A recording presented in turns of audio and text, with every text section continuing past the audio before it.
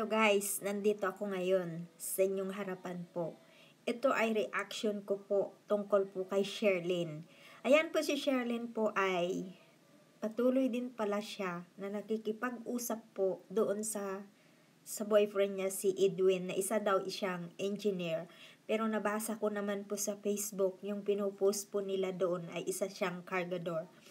Habang kaharap po yung mga anak niya po, yung anak niya, yung asawa niya, tumatawag po yung lalaki at naririnig po ni Charlie na mahal na mahal kita, miss na miss kita. Naririnig po yung mga bata, mga guys. So, ayan po kay Sherlyn, matigas po ang kanyang puso't isipan po.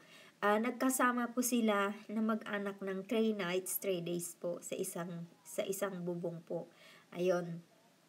Tapos, ang masakit po, uuwi yung lalaki sa February daw po at hiingin niya na ang kanyang basbas. Habang tulog si Sherlyn po ay binasa po ni Charlie ang mga message po. Conversation ng pamilya ni Sherlyn at saka yung lalaki po na si Edwin na engineer. Si Edwin, sabi po nila engineer daw. Ang nagsasabi naman po, nababasa ko cargador. So hindi po natin alam yun kung alin po ang totoo.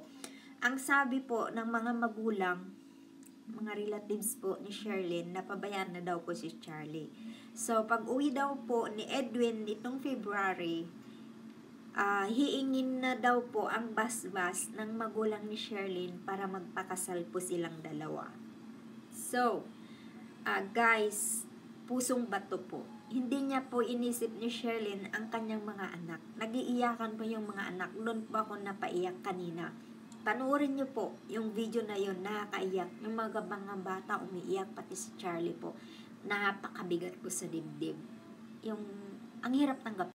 Tapos po, ang hinihingi po ni Charlie kay Sherlyn na ibalik po yung isa nilang anak. Kasi inuwi niya sa probinsya yung isa niyang bata.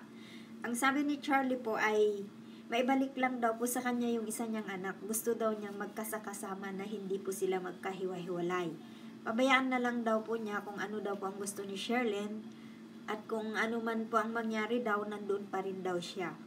So guys, yung iba po, kasi umiiyak po ako kanina, habang pinapakinggan ko po, binigyan siya ni Sir ng malaking pera para sa mga bata po. So, ito po yung sabi ni Sherlyn na sana daw, tama na, tumigil na daw po. Huwag daw natin siyang husgahan kasi hindi naman daw siya malanding babae. Hindi naman daw siya masamang tao, kaya wag na daw natin siyang husgahan. Ang sabi niya, wag na daw natin siyang husgahan kasi tao lang din daw siyang nasasaktan. At saka, hindi naman daw siya ganun kalandi. Ganon? Hindi niya isipin yon, hindi siya ganun kalandi. 5 anak, ipagpapalit mo sa isang hindi mo pa gaanong kilala, isang engineer. Ganon? Anong tawag mo doon sa sarili mo, hoy, Sherlyn? Ano, ikaw pa nga nagsabi na hindi ka naman kalandi.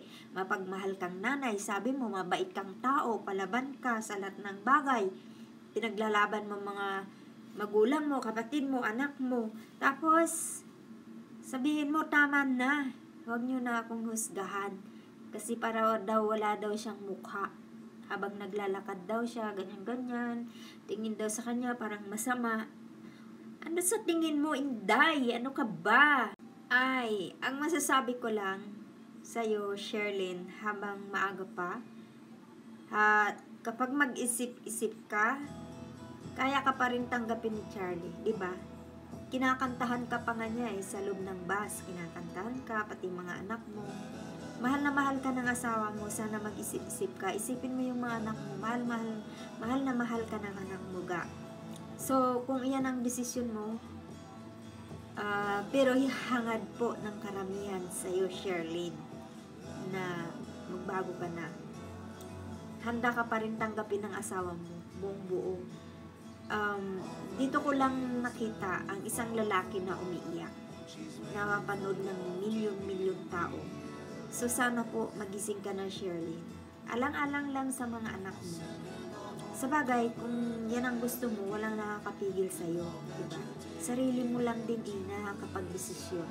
Ang kahilingan lang sa'yo ni Charlie ngayon ay ibalik mo daw yung isa ninyong anak para magkasama po sila kasi 5 sila, diba, Sherlyn?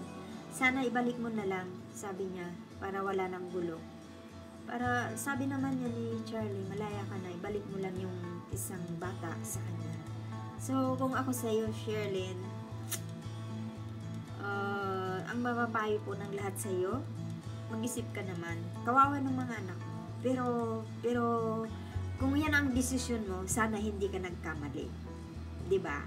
Sana isipin mo, huwag mong pairalin yung puso mo. Pairalin mo yung pagmamahal mo sa anak mo. Huwag mong pairalin yung puso mo, yung pagmamahal mo sa isang tao. Maawa ka naman, ano? Awa ka, pero kahit na anong gawin ni Charlie sa'yo, kung anong gawin ng mga anak sa'yo, kung anong gawin po ng mga tao sa'yo na nakikiusap sa'yo, kung ayaw mo, walang magagawa, diba?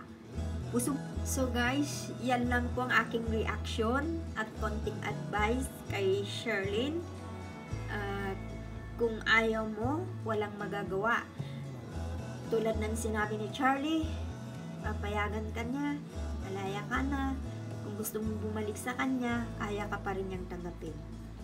At sana, pag-isipan mong maigi ang mga dapat mong gawin, yung hindi ka nagkakamali, isipin mo yung mga anak mo.